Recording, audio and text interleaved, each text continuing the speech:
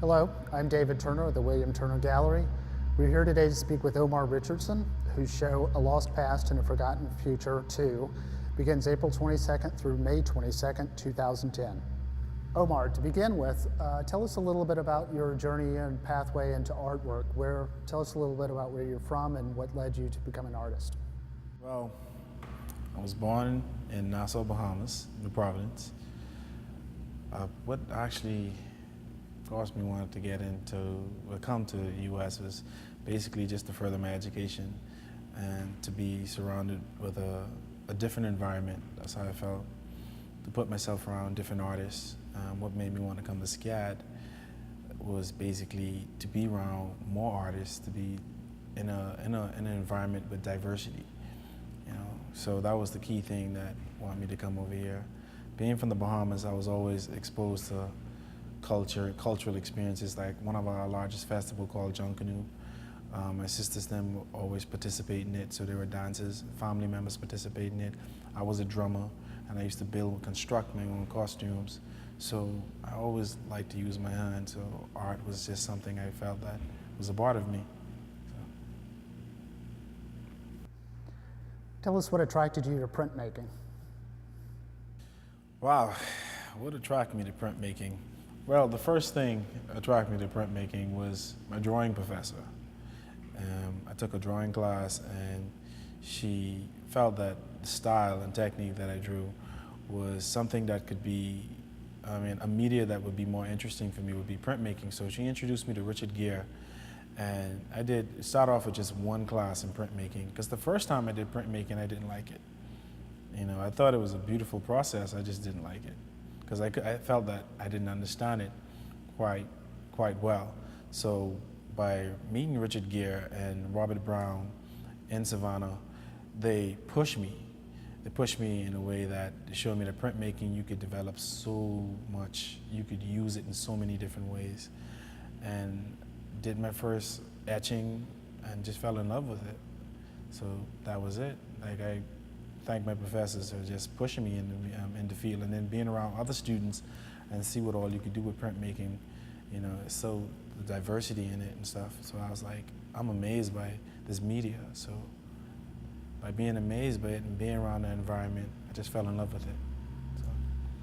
Could you tell us a little about the process you go through to create these woodblock prints? The whole process of how my work is done, it starts off with just the idea. Then the second thing from the idea, it goes from the idea to actually capturing the image. So sometimes, majority of the times, it's images that I took myself, pictures I took myself, because I have a background in photography. So I try to capture the individual expression through photography, and then with having a background in painting, then I actually sketch the images out. So everything, all of my work are basically sketch out before I actually transfer it to the wood. And from sketching, then I transfer, and then from transferring, then I start carving. But even with the carving, it's like the connection between the wood, the hands, and just that whole process of just developing these marks is like spiritual.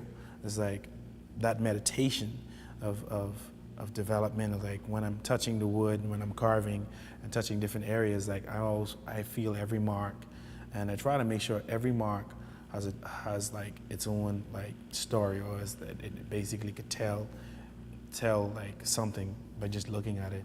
Like if you see a mark from the hair, the mark to the face, the mark from the lips, everything basically could show more of the form of that actual image.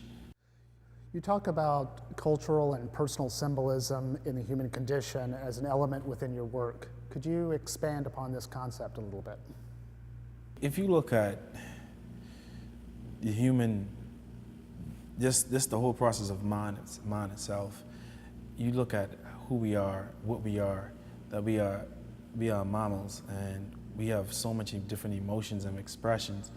Human conditions is based on these different expressions and these different emotions, and I try to capture those emotions and expressions by different individuals I've been around, had experiences with, either it being relationships, family, loss, a loss of a loved one, anything that could help me develop something. And being around like friends and family, you see these different emotions, these different expressions, and I'm captivated by it in a way that I try to make my viewers, when they look at my pieces, be drawn into the piece, but then also use the human condition in symbolically. And I put a lot of symbols in my work, and symbolism is a key factor in all of my pieces.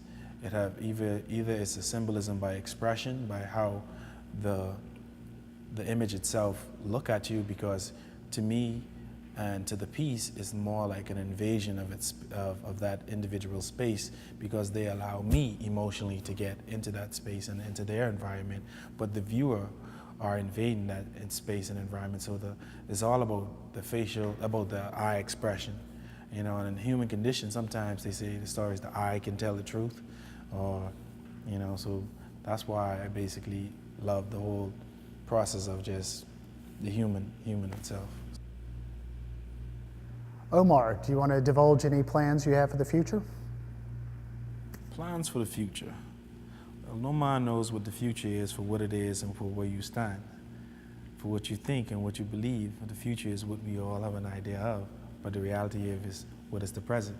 Well, the future to me is more new work that I'm developing is the sculptural prints that I'm working with, and I feel like that's a stepping stone for something different, and then just pushing different mediums, and just basically just developing more work. I love to teach, and hopefully I get an opportunity just to teach and just work with larger scales, from going from 6 foot to 9 foot to 12 foot to 15 foot, just working on a print almost the size of like a mural or something like that.